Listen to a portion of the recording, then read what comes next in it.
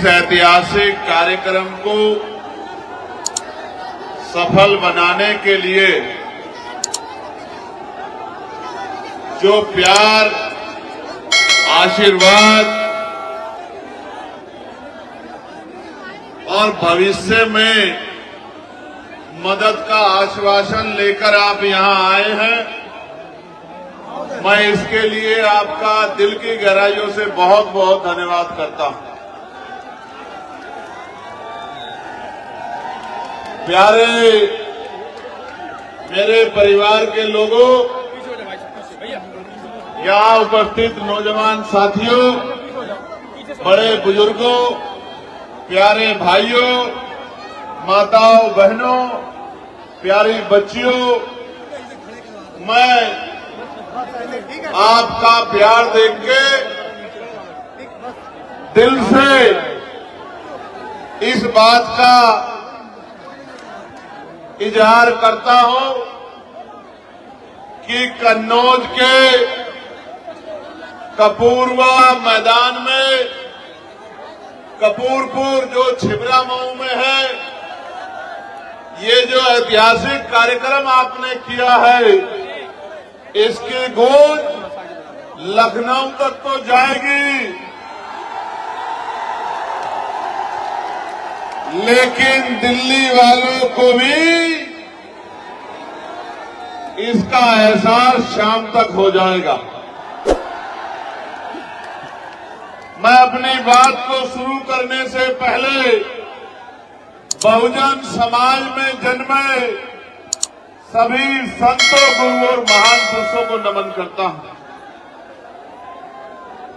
इसलिए नमन करता हूं क्योंकि वो महापुरुष, उनका जीवन, उनका संघर्ष, उनका त्याग, उनका बलिदान, ये सब मिलकर ही आज ये दिन आया है कि एक प्राइमरी स्कूल के हेडमास्टर का बेटा लोकसभा में आपकी आवाज बनता है और उसको प्यार आशीर्वाद देने, अपने आंदोलन को मजबूत करने आप लोग सुबह सुबह ठंड में घर से निकलते हैं और जब मैदान तक हम लोग पहुंचे हैं तो जिधर भी देख रहे हैं नीला समंदर नजर आ रहा है, नीले नीले पटके पहने इस देश के संविधान के रखवाले नजर आ रहे हैं।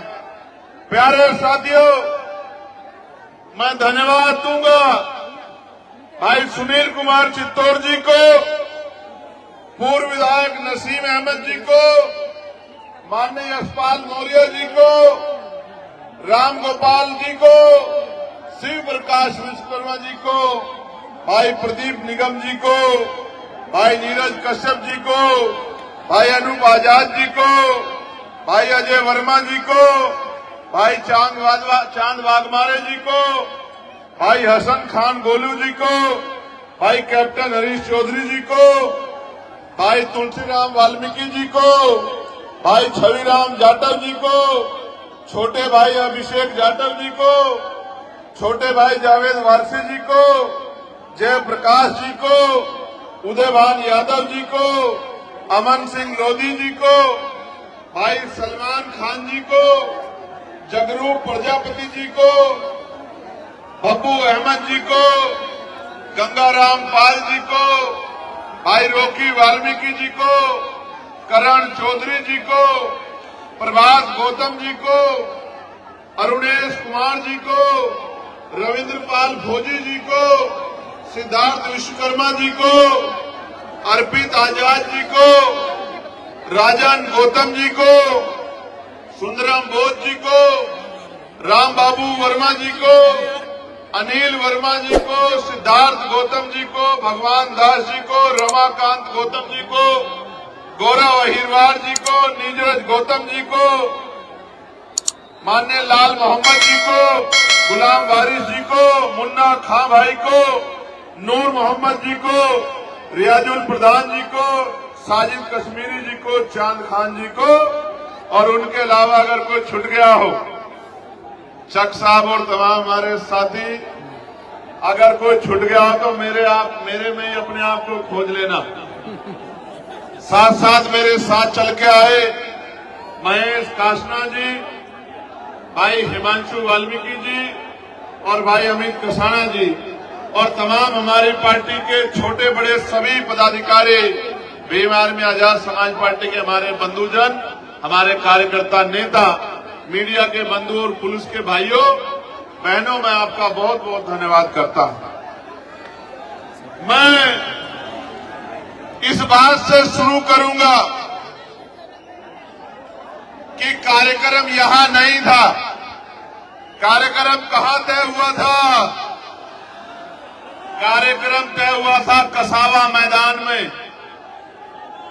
कसावा के मैदान में तय हुआ था, लेकिन अंत में एक हफ्ते पहले कार्यक्रम का स्थान बदला गया। सुदर्शन जी, अगर कार्यक्रम कसावा मैदान में होता तो मैं लिख के देता हूं कि सारे रिकॉर्ड टूट जाते। मेरी बात को आप याद रखना। लेकिन रिकॉर्ड तो यहां भी, कपूरवा के मैदान में भी, कपूरपुर के मैदान में भी आजाद समाज पार्टी भीम आर्मी के लोगों ने बना दिया है। ऐसी सभाएं चुनाव में भी नहीं होती जैसा कार्यक्रम आपने जो है अपनी मेहनत की कमाई से कराने का काम किया। और नौजवानों का जो जोश है, वो देखने को है। कैसे कैसे एक एक रुपया जोड़ के, कैसे कैसे अपने काम से छुट्टी लेके आज ये बड़ा जन सैलाब यहां पहुंचा। और कहते हैं कि संघर्षों के साए में घनघोर जवानी पलती है और इतिहास उधर झुक जाता है जिस ओर जवानी चलती है। ये वो नौजवान है जो अपना आदर्श बाबा साहब अम्बेडकर को मानते हैं। ये वो नौजवान है जो अपना आदर्श शहीद उधम सिंह जी को मानते हैं। ये वो आदर्श है जो अशफाक साहब को अपना आदर्श मानते हैं। ये वो आदर्श, ये जो नौजवान है जो शहीद आजम सरदार भगत सिंह जी को अपना आदर्श मानते हैं। और मैं आज कह रहा हूं कि अगर नौजवान ठान ले तो वो दिन दूर नहीं है कि उत्तर प्रदेश में एक नया इतिहास, एक नया सुंदर भविष्य 2027 में लिखा जाएगा। प्यारे साथियों, मेरे दो प्यारे भाई सौरभ गौतम नौरमपुर से और सत्येंद्र कुमार जो हमारे बूथ के कार्यकर्ता हैं, कल अपने कार्यक्रम को सफल बनाने के लिए मोटरसाइकिल से निकले थे। रास्ते में दुर्घटना के शिकार हुए और बड़े तकलीफ के साथ कहना पड़ रहा है कि भाई सौरभ गौतम हमारे बीच में नहीं रहे। सड़क दुर्घटना में वो हमें छोड़कर चले गए और सत्येंद्र कुमार घायल हैं। मैं कुदरत से प्रार्थना करता हूं कि भाई सौरभ जी के परिवार को ये दुख सहने की शक्ति दें और संबल दें। बहुत जल्द मैं उनके परिवार से मिलने उनके गांव में जरूर जाऊंगा। इस बात का भी मैं आप लोगों को बहुत जिम्मेदारी से घोषणा करके कह रहा हूं। और भाई सत्येंद्र जी जो घायल हैं उनके लिए भी प्रार्थना करता हूं कि वो जल्दी स्वस्थ हो जाएं। प्यारे साथियों, बंटू कठेरिया हमारे बहुत प्यारे साथी यहां रहते थे, बहुत मेहनती कार्यकर्ता थे। कुछ दिनों पहले वो भी हमें जो है छोड़कर चले गए थे। मैं उनके परिवार के बीच में पहुंचा था और मैं आशा उम्मीद करता हूं कि इन बलिदानों से हमारे कार्यकर्ता निराश हताश नहीं होंगे, बल्कि इन बलिदानों को सच्ची श्रद्धांजलि देने के लिए और ज्यादा मेहनत करने का काम करेंगे। भाई सौरभ की, भाई सत्येंद्र की, भाई बंटू की जिम्मेदारियों को भी अपने कंधों पे उठाने का काम करेंगे और उनके काम को, उनके सपने को कि उत्तर प्रदेश में आजाद समाज पार्टी राजकाज में आए और गरीबों के दुख तकलीफों को दूर करे। इस काम को तेजी से करने में हम सब लोगों की मदद कराएंगे, ऐसा मेरा विश्वास है। प्यारे साथियों, बहुत महत्वपूर्ण चर्चा आपके साथ करनी है और ये चर्चा महत्वपूर्ण तो है, लेकिन इस चर्चा में आपका साथ बहुत इम्पोर्टेंट है। ये जो नौजवान इस तरफ खड़े हैं, मैं आपको ये आग्रह करना चाहता हूं कि जगह नहीं है, आपको अपने आप ही जगह बनानी पड़ेगी। और अगर आप जगह बना लोगे तो जो सुंदर कार्यक्रम आपने कराया है, ये सुंदर कार्यक्रम और सफल हो जाएगा। ये जो साथी यहाँ खड़े हैं, आपकी वजह से पीछे वालों को देखने में बड़ी परेशानी हो रही है। अगर आप अपने कार्यक्रम को नहीं संभालोगे तो कैसे सफल होगा, आप मुझे बताओ।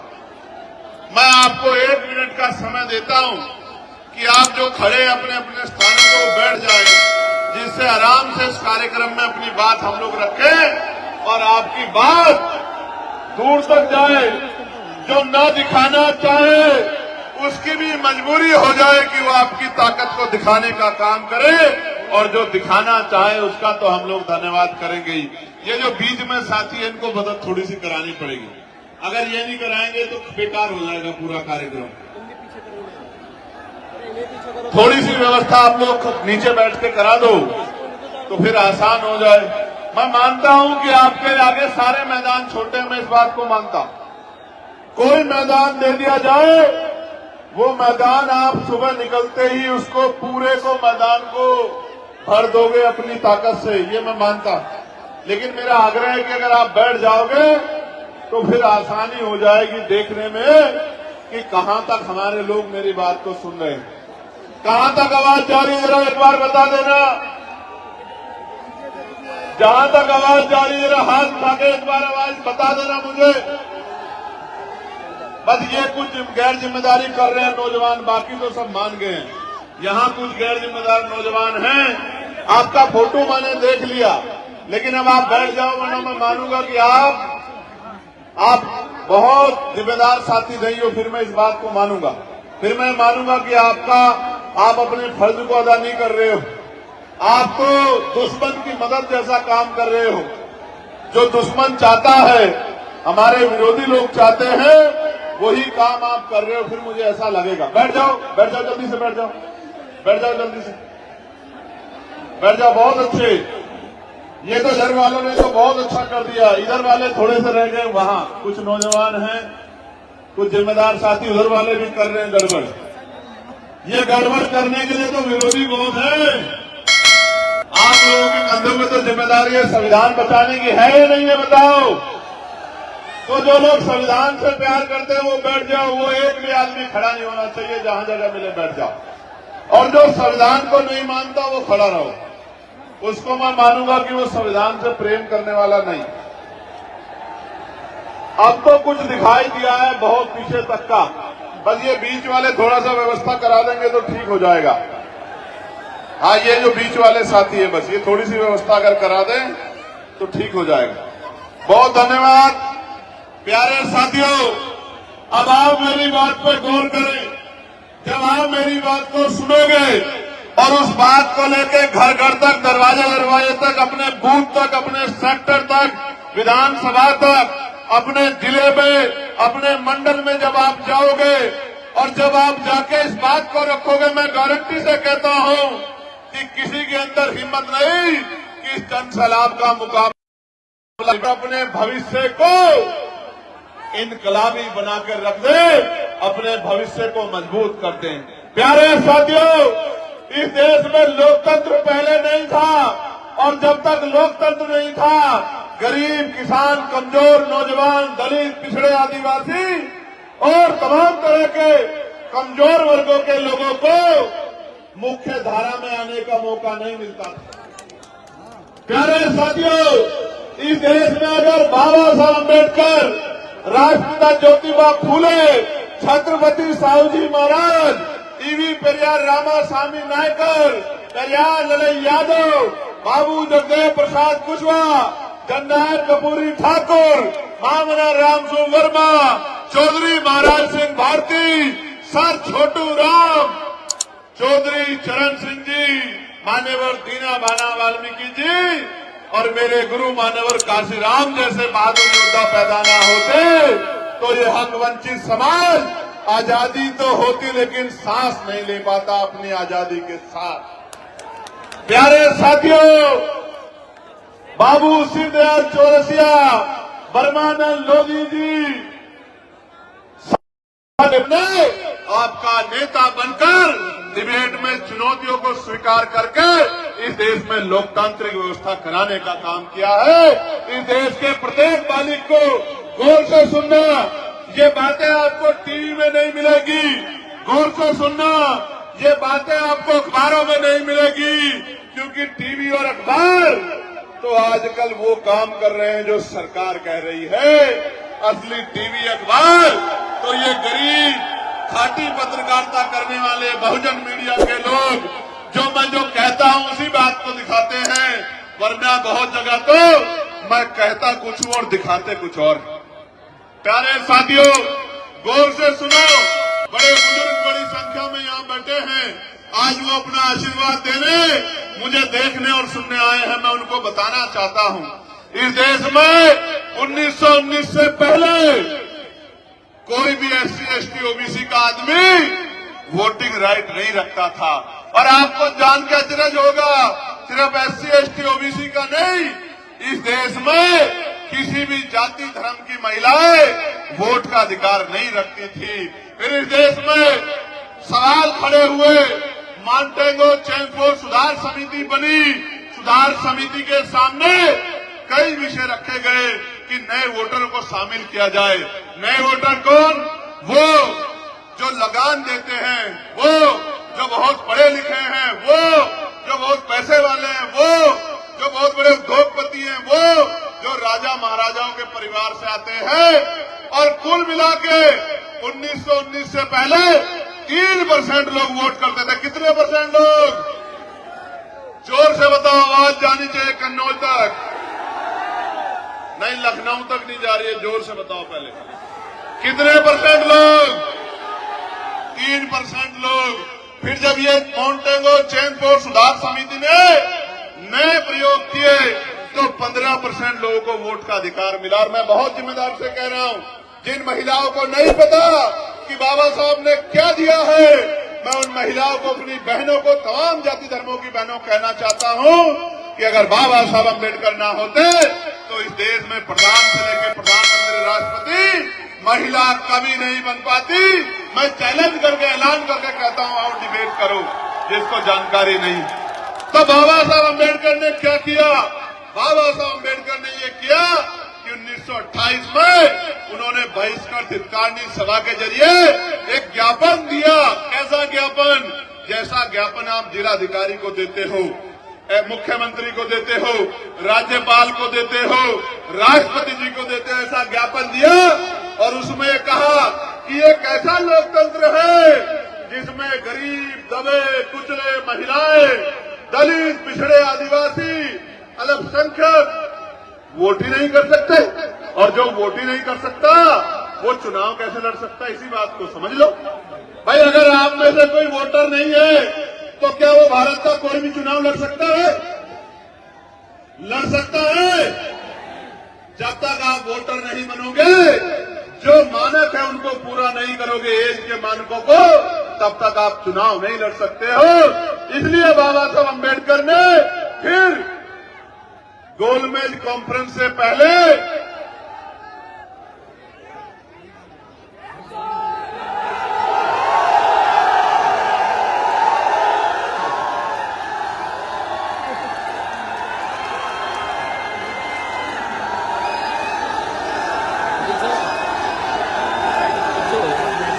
तो बाबा साहब की सिफारिशों पर साइमन कमीशन भारत आया। कौन आया?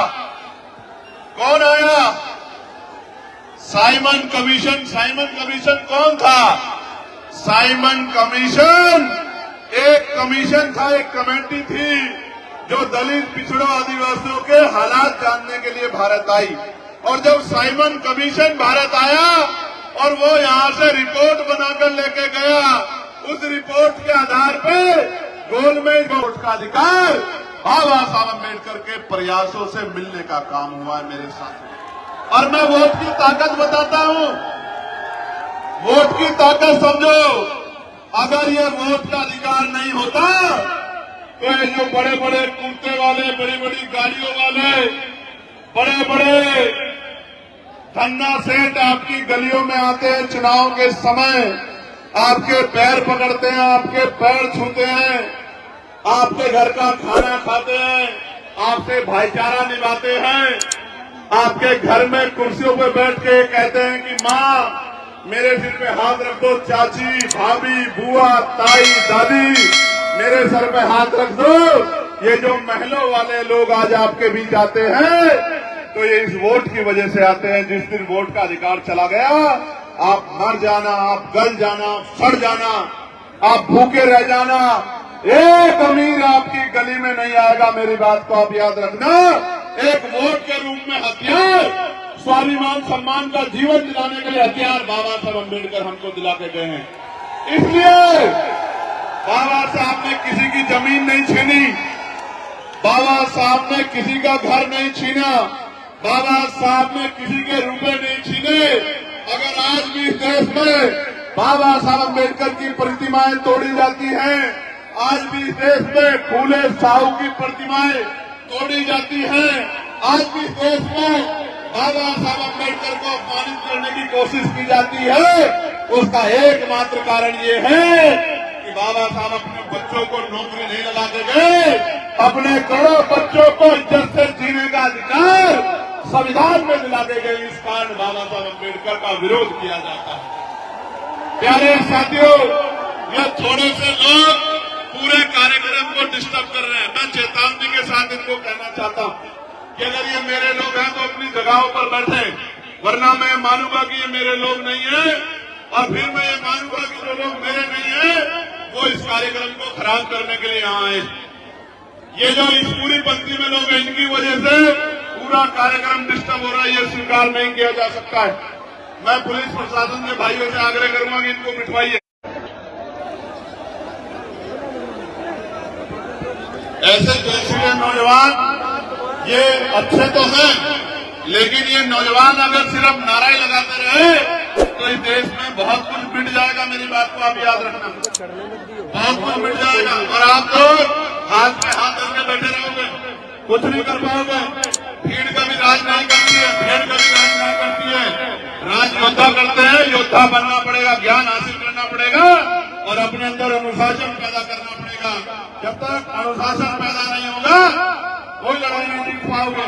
लड़ाई तो बहुत दूर की बात है, अपनी शिक्षा भी प्राप्त नहीं कर पाओगे।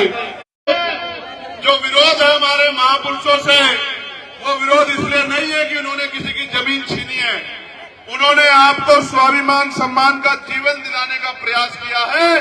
इसलिए कुछ लोग इस देश में उनका विरोध करते हैं और कुछ लोग इसी वजह से कि आप उनको मानते हैं, कुछ लोग इसी वजह से, मात्र इसी वजह से उनका सम्मान वही करता है जो उनके विचारों पे चलता है।